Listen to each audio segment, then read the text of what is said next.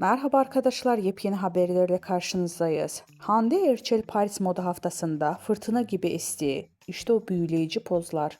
Güzel oyuncu Hande Erçel, Hakan Sabancı ile olan 3 yıllık ilişkilerini sonlandırmasının ardından sosyal medya paylaşımları ile yeniden gündemde. Şu sıralar Moda Paris haftasında boy gösteren Erçel, şık ve zarafetli tüm dikkatleri üzerine topladı. Paris'te katıldığı etkinlikte kıyafetiyle ilgi gösteren oyuncu pozlarıyla adeten büyüledi.